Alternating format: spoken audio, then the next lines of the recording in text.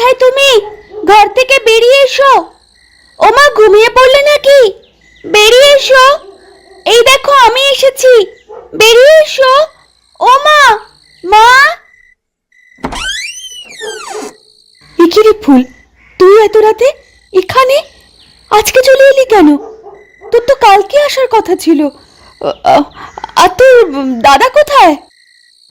বলছি বলছি সব। আগে একটু ঘরে তো নিয়ে চলো আমাকে, বড্ড শীত করছে। শীতের রাতে কত দূর হেঁটে হেঁটে এসেছি জানো তুমি? এখানে আসতে আসতে আমার অনেক কষ্ট হয়েছে। এত কষ্ট করে রাতের বেলা কি আসতে বলেছি তোদের শুনি? আগামীকাল সকালবেলা চলে আসতে পারতি। ভালো কথা, তোর দাদা কোথায় বললি না তো? সবকিছু বলছি, আগে ঘরে চলো। শীতে আমার শরীর একদম জমে যাচ্ছে। আচ্ছা বেশ, ঘরে আয়। কত করে বলেছিলাম শীতের জামা কাপড় সাথে নিয়ে যা। কে শোনে কার কথা? সেই আমার কথা অমান্য করে শীতের জামা কাপড় সব ফেলে চলে গিয়েছিলি। আয় আয় আয়, শিগগিরই ঘরে আয়। বাবা কোথায় মা? বাবাকে দেখি না, কতক্ষণ হয়ে গেল। বাবাকে দেখবি কি করে? তোর বাবা কি আর এত রাতে এখানে থাকে? চলে গেছে কবরস্থানে। তোর বাবা যে রাতের বেলা কবরস্থানে কবর দেয়, সেটা ভুলে গেছিস? সকালবেলা হলে বাবাকে পেতি। তার মানে বাবার সাথে দেখা হবে না? আমি এত কষ্ট করে এখানে এলাম। দেখা হবে না কেন? তোর কি মাথা টাথা খারাপ হয়ে গেল নাকি? আর তুই বললি না তো যে তোর দাদা কোথায়? সে আবার কোথায় গেল? দাদা তো আমার সাথে আসেনি, দাদা রয়ে গেছে বিয়ে বাড়িতে। আমি একা একা চলে এসেছি। কি কি বলছিস কি তুই? তুই এতটা পথ একা একা এলি নাকি? আর তোর দাদা বিয়ে বাড়িতে রয়ে গেল বলি, সে তোকে একা একা ছেড়ে দিল? আমি জোর করেই চলে এলাম। দাদা বলেছে পরে আসবে। আমার বিয়ে বাড়িতে ভালো লাগছে না, তাই আমি চলে এসেছি। আমার শরীরটা বড্ড খারাপ লাগছে মা, মনে হচ্ছে জ্বর আসবে। আমার মাথায় একবার হাত রেখে দেখবে? হ্যাঁ দেখছি। একিরে, তোর শরীরে তো গরম কেন? তোর তো ভীষণ জ্বর এসেছে দেখছি। এই শরীরে তোর দাদা তোকে একা একা পাঠিয়ে দিল? একবার ফিরুক তোর বাবা, আমি নালিশ করছি।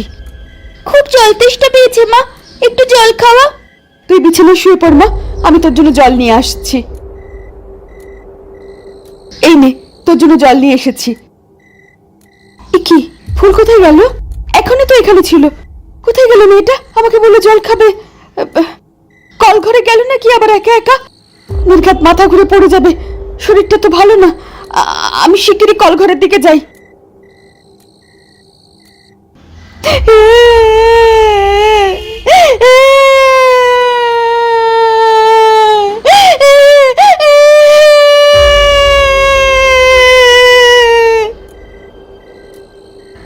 মা, তুই এখানে কি করছিস?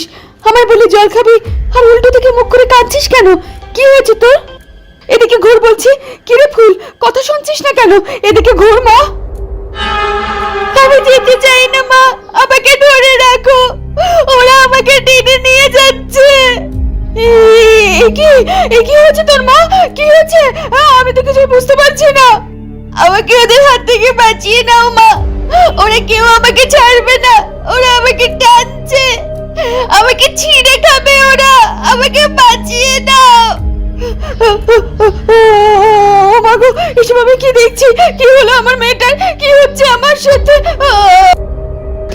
আমি চললাম মা, তোমার সাথে আর দেখা হবে না।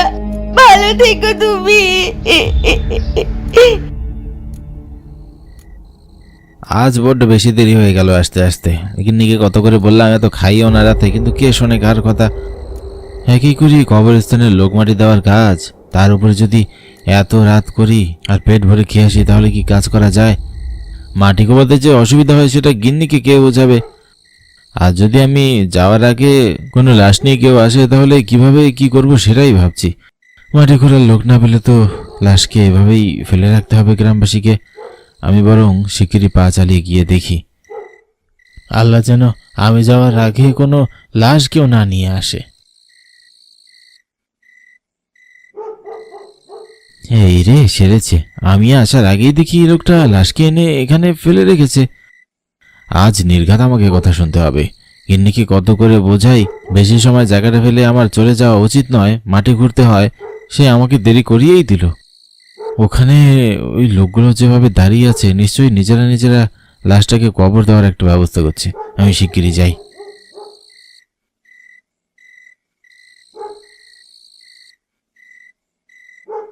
ক্ষমা করে দেবেন বাবুরা, আমি আস্তে আস্তে বড্ড দেরি করে ফেলেছি।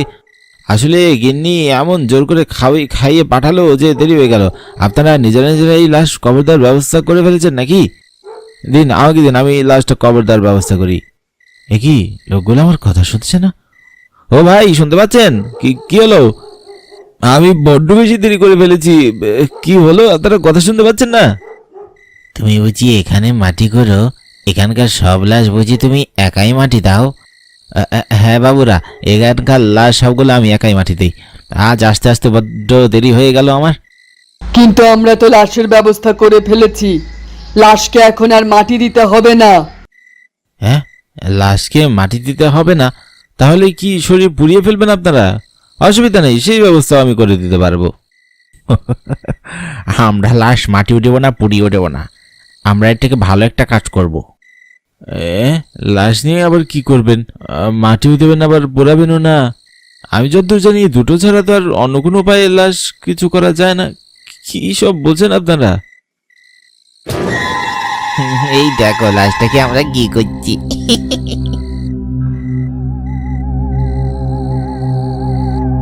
এরকম করলে লাশকে কবর দিতে হবে না, আর পোড়াতেও হবে না। ওরে বাবা রে, এ আমি কি দেখছি? তোমরা তো মানুষ দাও। আমার বাবার লাশ। কি হচ্ছে আমার সাথে? আমি তো কিছু বুঝতে পারছি না। তোমরা সবাই মিলে আমার বাবার লাশকে ছিঁড়ে ছিঁড়ে খাচ্ছ। কিন্তু আমার বাবা মারা গেল কখন? আমার বাবা তো আমার মেয়েকে নিয়ে পাশের গ্রামে বিয়ে বাড়িতে গেছিল। এসব কি হচ্ছে? কাছে আয়, তোকে সব বুঝিয়ে দিচ্ছি। তোকে তোর বাবার কাছে পাঠিয়ে দিলে তখন তার কাছ থেকে সবকিছু জেনে নিতে পারবি। আয় আয় আমাদের কাছে আয়।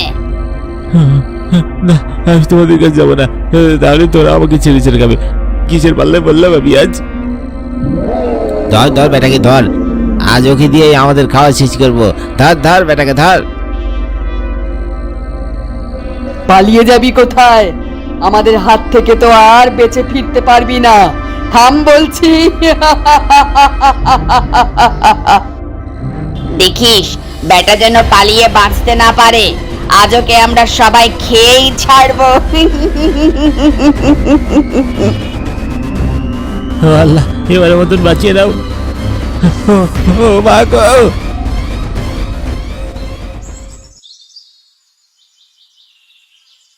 আজ বড্ড দেরি হয়ে গেল কাজে যেতে। শিগগিরই যেতে হবে কবরস্থানে, নয়তো আজ আমাকে শরীফ ভাই হেব্বি বকা দেবে। এমনিতেই লোকটা সারা রাত কবরে কাজ করে, সারা রাত না ঘুমিয়ে মাথার তার এমনিতেই মানুষের ছিঁড়ে যায়। আমি বরং শিগগিরই গিয়ে কাজটা হাতে নিই। মাঝে মাঝে আমিও না হয় রাতে কবরস্থানে থাকবো। আজ সকালবেলা শরীফ ভাইকে কাজে পাঠিয়ে দেব। এভাবে হলে লোকটার উপরও চাপ কিছুটা কম পড়বে। পা চালিয়ে শিগগিরই যেতে হবে। কে আবার ওখানে কে পড়ে আছে? মনে হচ্ছে কোনো মানুষ অজ্ঞান হয়ে পড়ে আছে নাকি? দেখে তো সেটাই মনে হচ্ছে। এ রে, নির্ঘাত জ্ঞান হারিয়ে পড়ে আছে কেউ। কাছে গিয়ে দেখি তো ওটাকে। ও শরীফ ভাই, ওঠো। বলি কি হয়েছে গো? তুমি এখানে অজ্ঞান হয়ে পড়ে আছো? হ্যাঁ, শরীর খারাপ নাকি? হ্যাঁ তোমার? না, এভাবে হবে না। চোখে মুখে জল চিরিয়ে দিতে হবে। ওই পাশের পুকুর থেকে খানিকটা জল দিয়ে আসি।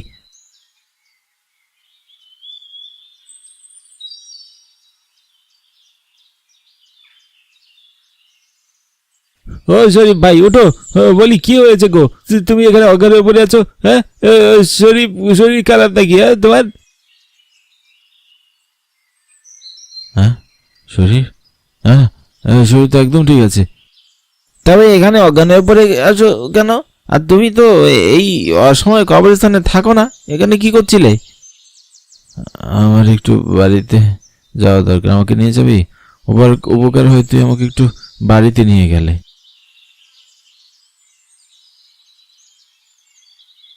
তুমি তো বললেই তোমার শরীর ঠিক আছে, তোমার তো ভীষণ জ্বর।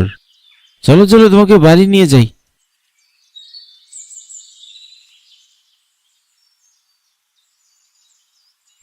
তোমার বাড়িতে চলে এসেছি।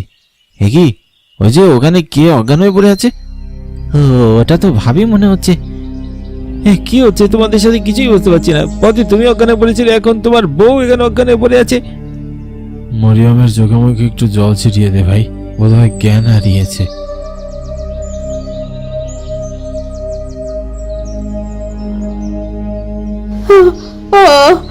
আমি কোথায়, আমি কোথায়? কি কি কি ব্যাপার গিন্নি, তুমি এখানে অজ্ঞান হয়ে পড়েছিলে কেন? কি কি হয়েছিল তোমার? মনে পড়েছে, আমার সব কথা মনে পড়ে গেছে। গতকাল আমাদের মেয়ে ফুল এখানে এসেছিল, কিন্তু এরপরে আমি কি সব দেখলাম। ফুল কোথায়? ফুল? কি বলছো তুমি? ফুল এখানে করতে আসবে? ফুল তো বাবার সাথে বিয়ে বাড়ি গেছে। কিন্তু ফুল গতকাল রাতে এখানে এসেছিল। ঘরে চলো, আমি তোমাকে সব বলছি। এসব গাধারা দুজন কি বলছেন? আমাদের গায়ে তো এর আগে এরকম কখনো হয়নি। জিন ভূত আমাদের গায়ে কখনো ছিলই না। তাহলে হুট করে আপনারা দুজন কি করে ভূতের ঘটনার সাক্ষী হতে পারেন? আমি তো কিছুই বুঝতে পারছি না কি হচ্ছে আমাদের সাথে। শরীফ ভাই, তুমি বরং আজ বিশ্রাম করো, রাতের বেলা কবরস্থানে আমি থাকবো। কবরস্থান তো এমনিতেই জঙ্গলের পাশে, জানি না সেখান থেকে কোনো প্রভাব আমাদের কবরস্থানে পড়েছে কিনা। আমাদের গায়ের সকলের উচিত গায়ের ভিতরেই কোথাও একটা কবরস্থান বানানো। কবরস্থানে যাওয়ার জন্য গায়ের জঙ্গলের ভিতর দিয়ে যেতে হয়। আজ আমি না হয় কবরস্থান থেকে দেখবো কোনো কিছু হয় কিনা, আর তুমি পারলে তোমার মেয়ে আর বাবার খোঁজ নেওয়ার চেষ্টা করো।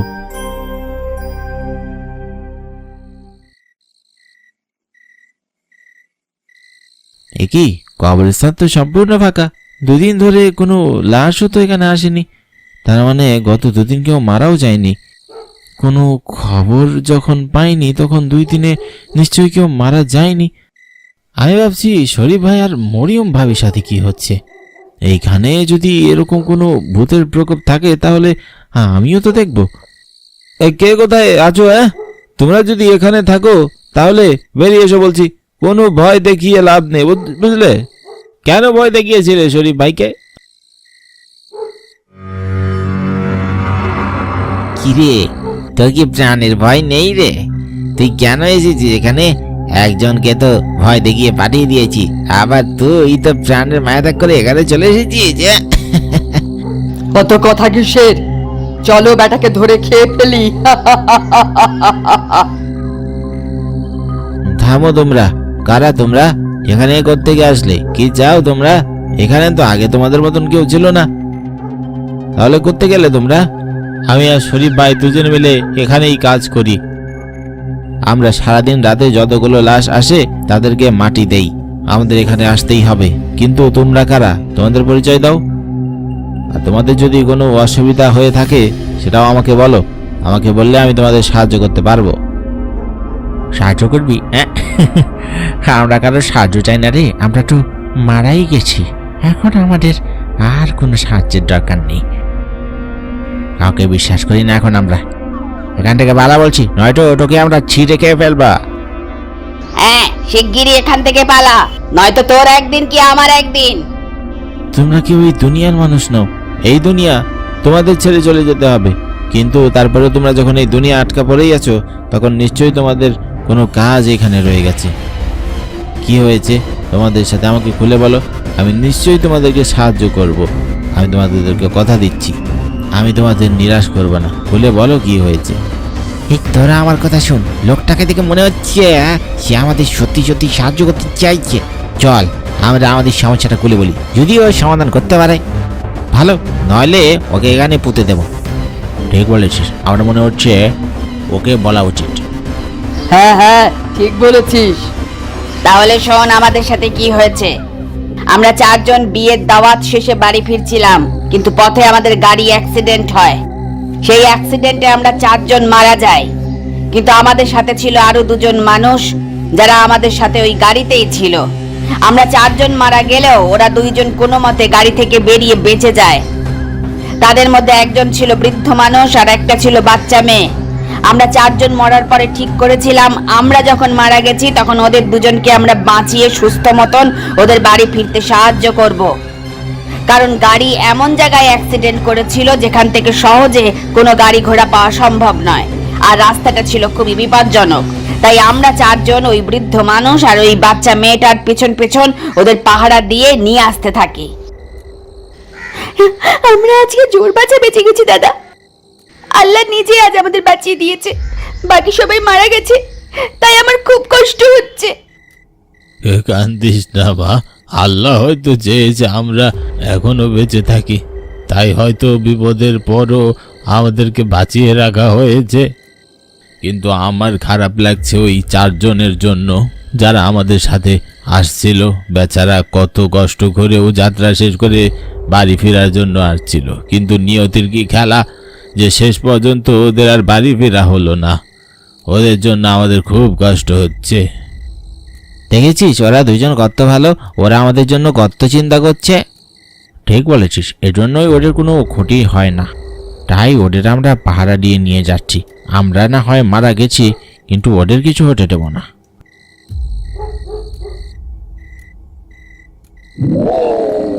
এই তোদের কার কাছে কি আছে আমাকে শিগগিরই দিয়ে দে বলছি। যদি বাঁচতে চাস তো এখনই দিয়ে দে। আমাদের কাছে কিছু নেই, বিশ্বাস করো, ছেড়ে দাও আমাদের। নেই, কিচ্ছু নেই, তাহলে মর। মেরে না।